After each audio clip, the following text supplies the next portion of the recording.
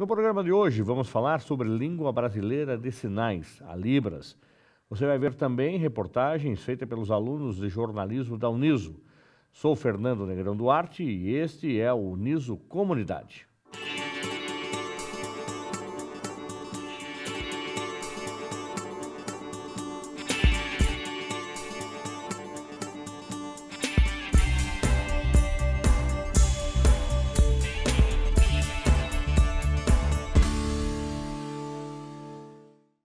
Segundo o IBGE, cerca de 2 milhões de pessoas no Brasil têm deficiência auditiva em situação severa.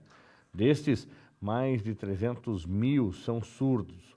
Para falar mais sobre este assunto, estamos recebendo a professora a doutora Maria Ângela Oliveira, que ensina Libras na Universidade de Sorocaba e é presidente da Associação do Amor Inclusivo.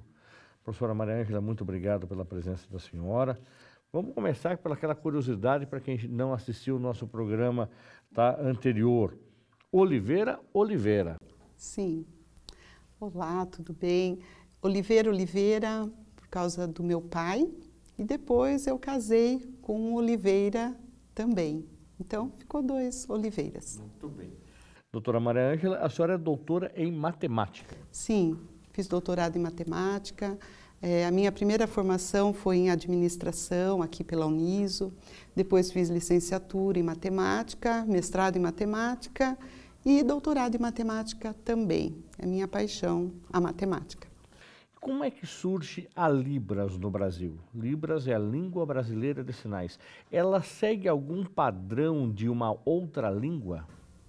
Sim, a Libras, ela chegou no Brasil em 1857, por Dom Pedro, que ele trouxe. Ele foi para a França, aí ele viu lá as pessoas falando com as mãos, né, a língua francesa de sinais, aí ele convidou um professor surdo, na época, para vir para o Brasil, e assim iniciou o ensino de Libras, né? Daí surgiu a língua brasileira de sinais, porque lá na França era a língua francesa de sinais.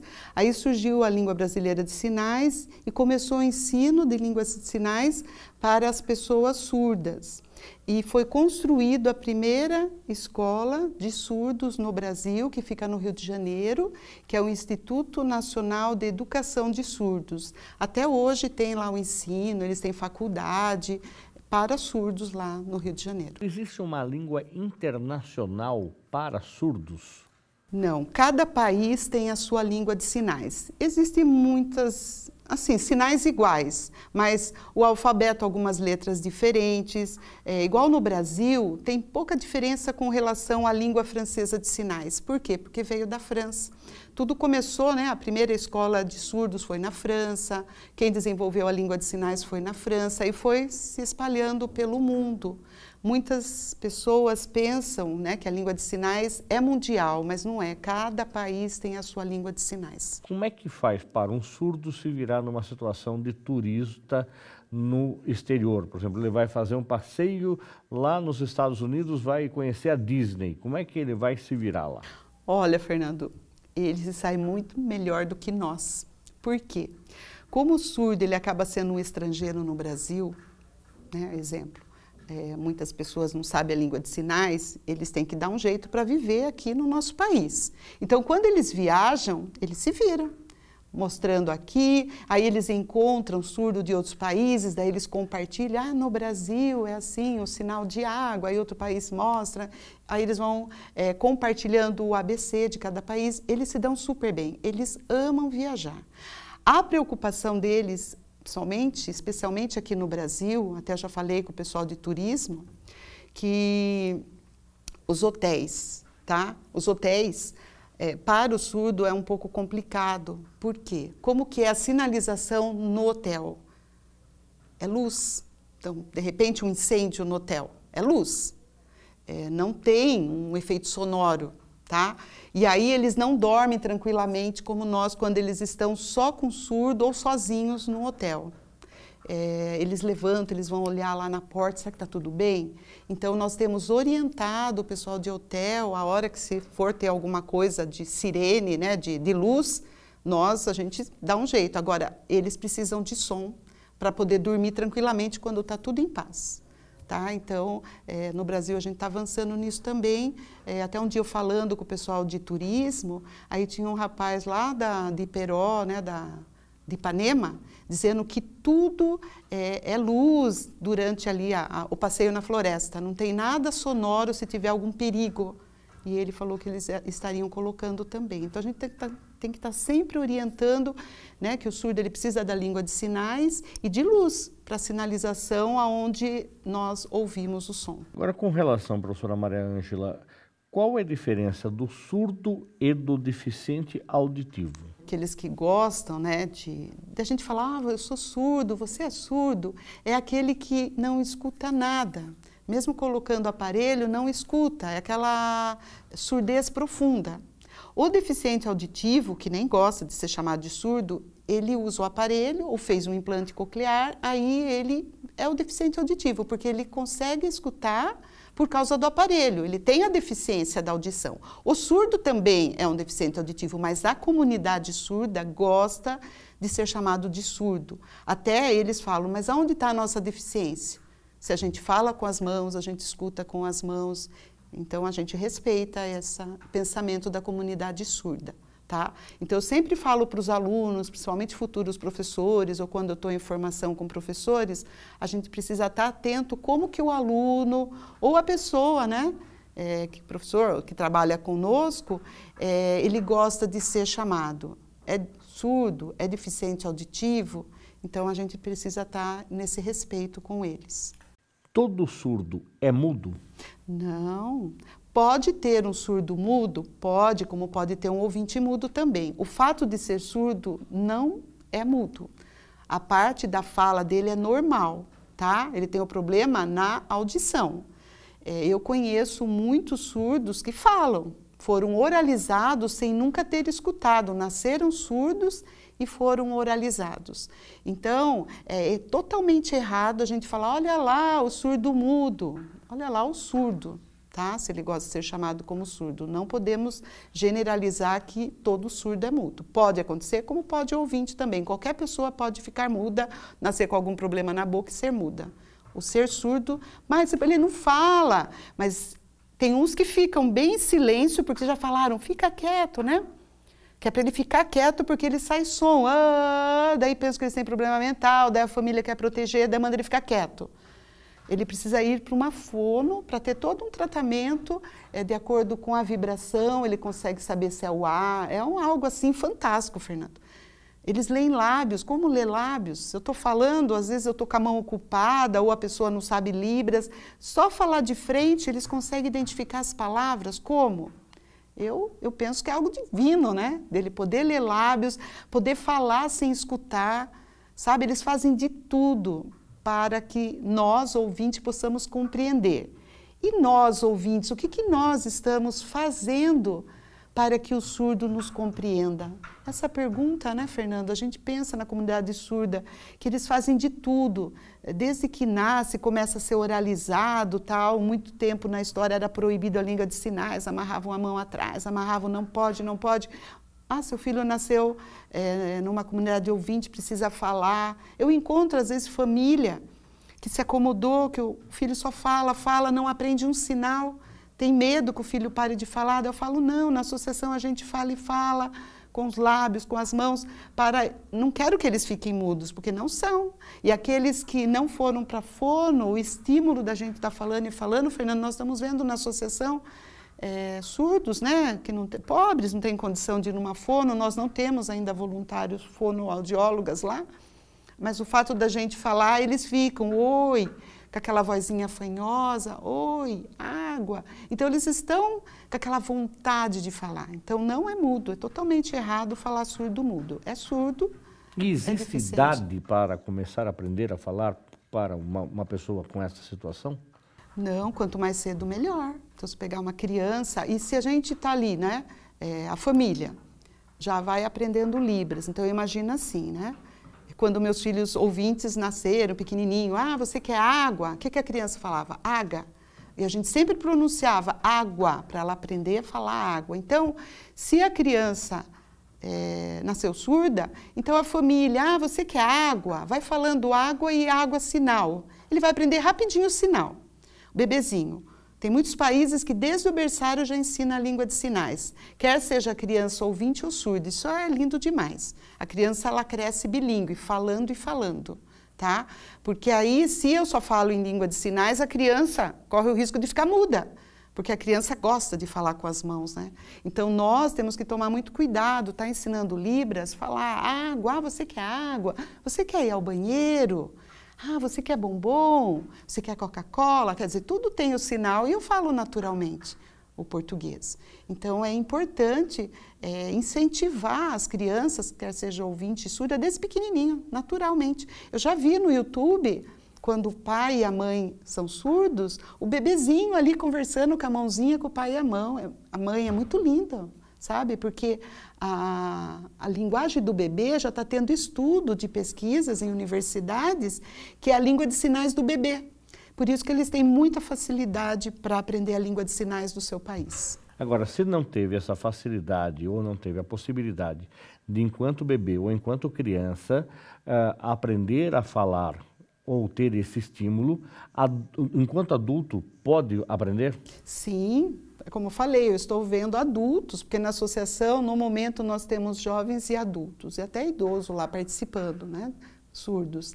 E eu, às vezes, eu falo, nossa, você está indo em fono? Pessoas adultas que eu conheço há 2, 3 anos e sempre ali não saindo palavras, de repente falando, minha mãe, meu irmão.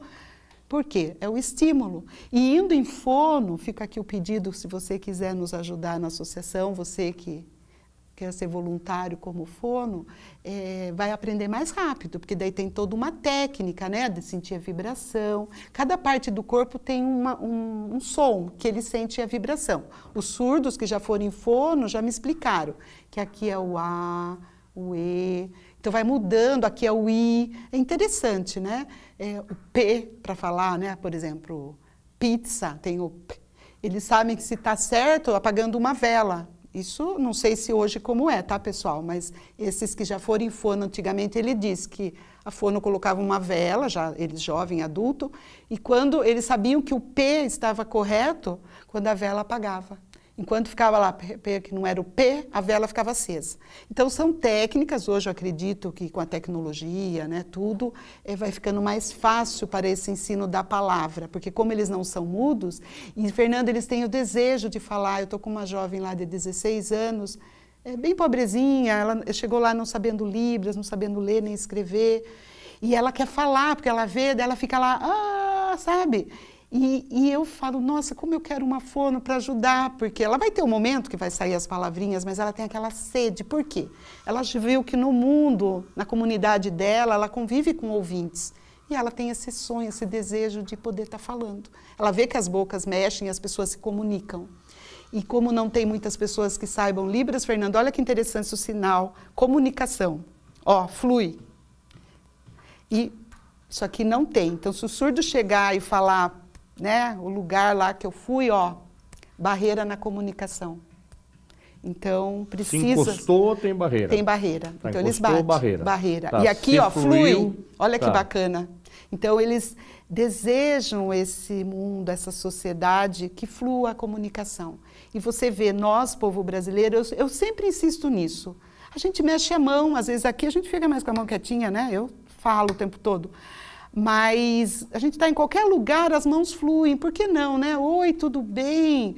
Vamos passear, vamos no cinema, está ali, né? Vou na Uniso. Flui, qual o problema de eu estar falando com a mão e os lábios? Naturalmente, nós não estamos forçando nada. Se no Brasil o povo fosse tudo duro assim, Fernando, e chegasse uma Maria Ângela e falasse assim, tem que mexer com as mãos, é estranho.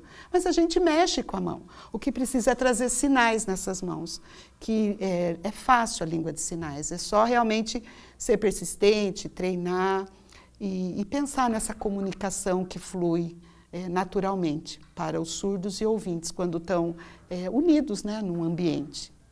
No mês passado foi celebrado o Setembro Azul para a conscientização sobre as pessoas surdas. Qual a importância de um mês para esta celebração?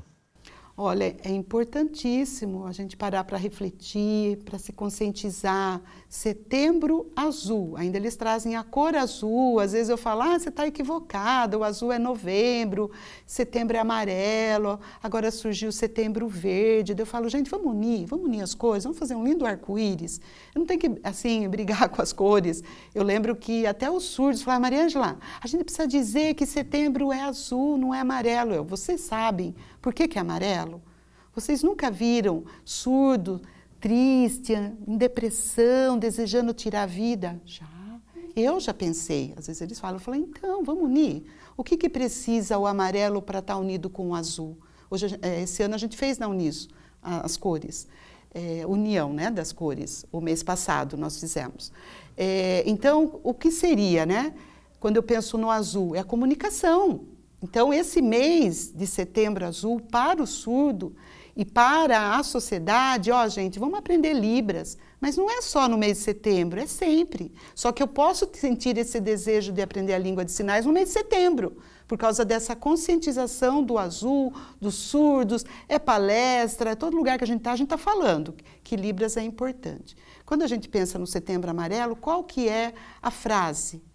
Falar é a melhor solução. Aí a gente pergunta, mas como falar, Fernando, para o surdo que a vida é importante? É em Libras. Então aí é a união, né?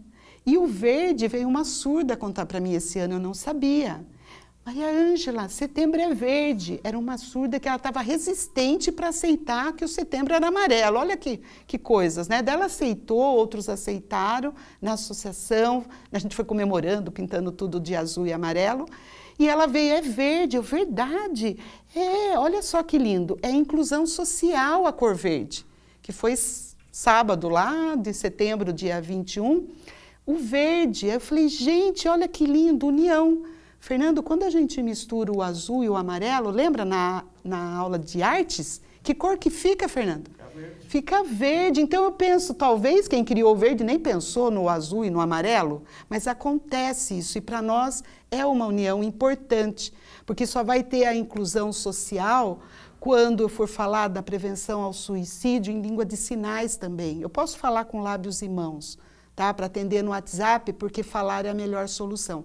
Então, hoje, na associação, Fernanda, a gente comemora as 3 cores. Hoje, o que eu digo é esse ano de 2019. E vamos levar sempre isso. Se surgir outra cor, a gente vai sempre estar unindo. Por quê? Tudo tem uma razão de ser para que a gente possa unir e trazer essa inclusão social. Então, o azul, ele começou lá na época da Segunda Guerra Mundial, já falei em outros programas, com relação aos deficientes, a bandeirinha azul, entrar na câmara de gás para respirar o gás e morrer. E aí eles trouxeram para a luta deles. Então, agora essa luta é para tudo. E o mês de setembro é para a gente conscientizar e levar isso na nossa vida o ano todo. Então, setembro acabou. Nós estamos em outubro rosa, mas não podemos esquecer o que a gente aprendeu no mês de setembro. Agora, com relação à importância da Universidade de Sorocaba e a Libras. A Uniso hoje tem a disciplina de Libras obrigatória em alguns cursos. Vale lembrar que o curso de jornalismo foi o primeiro do país a ter Libras como uma disciplina obrigatória, como se fosse uma disciplina de línguas, que é, na verdade, uma disciplina de línguas. Então, aqui no curso de jornalismo da Uniso, com a qual eu sou coordenador, você aprende inglês, você aprende espanhol e aprende Libras, né? Então, você sai aí com 4, né? Você, além do português, que obrigatoriamente você vai ter essa disciplina também. Então, outros cursos também têm Libras hoje. Qual é a importância disso, Maria Ângela? Você que está ministrando essa disciplina, como é que o aluno recebeu essa obrigatoriedade de ter que aprender Libras? Olha, é algo assim, é lindo de ver. Os alunos, eles vêm para a aula com aquele desejo de aprender. E eu falo que a minha força de professora são os jovens universitários, tá? Então, eles têm aquele desejo de aprender, já desejam fazer a diferença onde eles estão, já sonham como profissional da área de jornalismo, da área de enfermagem, como professores, pedagogos. Essas são as áreas que é obrigado. E aí, os outros alunos que o curso, né, ainda não obriga, eles vêm Para aprender também. Eletiva, né? Isso. E aí, olha que lindo quando eu vejo na sala, agora, hoje mesmo eu estava numa sala com 80 alunos. Sabe que é você ter 80 alunos assim para você, atentos a cada sinal que a gente faz na mão? Eu falo, nossa, é muito lindo. Porque eles querem aprender rápido já para estar fazendo a diferença.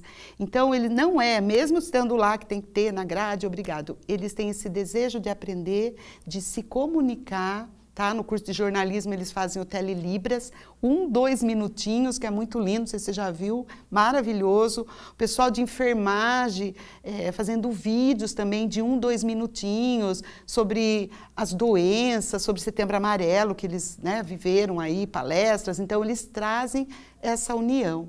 E Libras em tudo, todas as áreas de trabalho é importante a língua de sinais. Então o jovem universitário aprendendo. Eu estou muito feliz nesses anos que eu estou aqui na Uniso, completou 5 anos, então em 5 anos eu estou vendo muitas coisas acontecerem e eu acredito assim, que está muito perto esses jovens fazendo essa diferença na sociedade para a gente ter essa inclusão na sociedade. Tá? Não ficar só na cor, no verde, não, é fazer essa diferença, está pintando tudo mesmo com a língua de sinais. Tá? Em 1 mês de aula, eles conseguem fazer muita coisa, Fernando. Você olha assim e fala, como? É a vontade de aprender. É estar atento ao professor que precisa em todas as disciplinas, tá? Não estou querendo falar. É que Libras, ela é encantadora. É a mão mexendo, é o movimento, é a expressão facial, é a expressão do corpo, é o movimento. Então, isso permite essa atenção. Então, é muito lindo da gente ver. Você é da Associação do Amor Inclusivo. Como é que faz para participar da associação, ajudar a associação, colaborar com a associação? Eu queria que você deixasse o endereço da associação, do Face, um site, enfim. O sinal da associação é esse, os surdos que deram. Então, Associação do Amor Inclusivo. Nós precisamos muito de ajuda, de voluntários. Você que é professor, fonoaudióloga, psicólogo, se desejar ser voluntário, no blog... Nós temos lá o cadastro, né, de voluntário. O blog é aainclusivo.blogspot.com.br, tá? Esse é o nosso blog, tem muitas coisas para você ver lá. Tem o Facebook, que é só escrever lá Associação do Amor Inclusivo, você também pode estar curtindo, né, a nossa página lá no Face. E temos também o Instagram, que é aainclusivo, tá? Segue a gente, que vai ser muito bom, curte lá nossas páginas. O WhatsApp, gente, também pode estar entrando em contato. Se você tem coisas para doar, computador, tudo a gente aceita, tá? Roupa, a gente tem o bazar que a gente vende. Parte monetária também, de repente você quer doar R$10, R$5. O WhatsApp, você pode mandar uma mensagem, eu mando a conta do banco, nós temos a conta bancária. Ou, professor, eu tenho aqui uma mesa de computador, o que você tiver. Não sabe o que fazer? Manda o WhatsApp. É 15 99774 1042. Repete, por favor, Maria Ângela. 15 99774 1042. Ok? Maria Ângela, muito obrigado pela sua participação, sucesso para você, Deus abençoe essa atividade que você desenvolve. Amém, eu que agradeço. No próximo bloco, acompanhe as reportagens produzidas pelos alunos de jornalismo. Nós vamos para um rápido intervalo e voltamos já, não saia daí.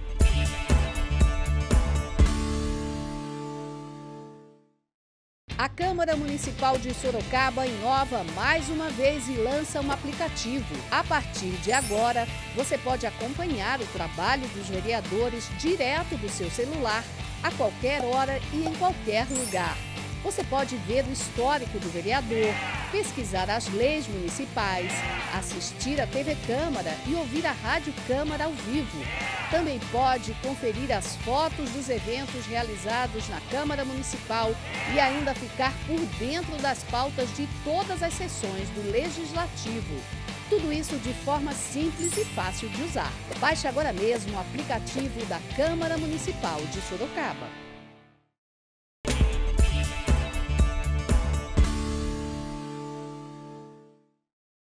No dia 27 de setembro é comemorado o Dia Nacional da Doação de Órgãos e Tecidos.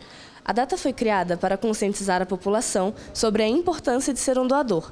E por isso, além do Setembro Amarelo, também temos o Setembro Verde. Com o intuito de lembrar que é possível salvar vidas e que há muitas pessoas lutando para essa oportunidade, a Associação Brasileira de Transplante de Órgãos, a BTO, organiza anualmente essa campanha do Setembro Verde, com ações informativas e eventos sociais em todas as capitais brasileiras. O Brasil é um país doador, mas não está entre os 3 primeiros no ranking mundial.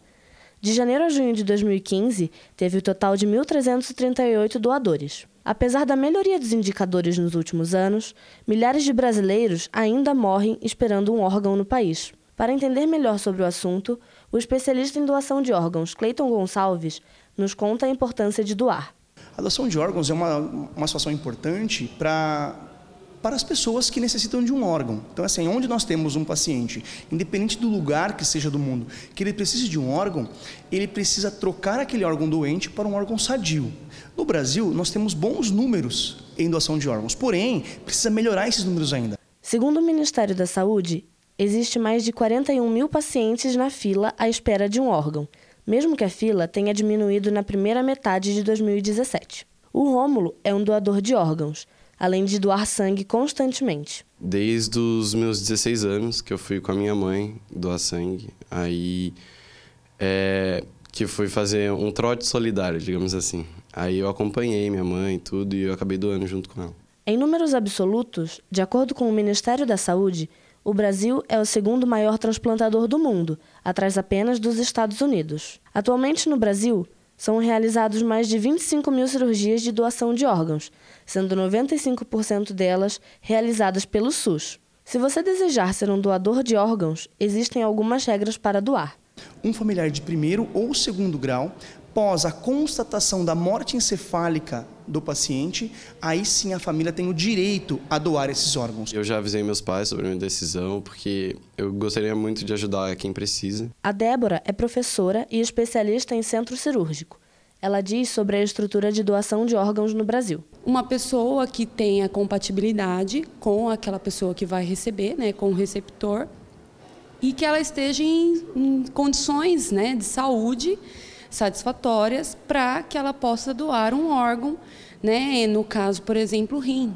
Para executar o transplante, os hospitais, né, até mesmo particulares, acabam executando, mas com o custeio do SUS, né, pelo fato de que esses hospitais particulares eles têm essa estrutura física adequada, um centro cirúrgico equipado, onde, né, precisa receber esse tipo de cirurgias de alta complexidade. Quando eu morrer, eu não vou precisar usar e vão ter gente que vai necessitar deles e fazer o bem não custa nada. O News Comunidade fica por aqui. Nos siga nas redes sociais. Obrigado pela sua audiência. Até o próximo programa. Até lá!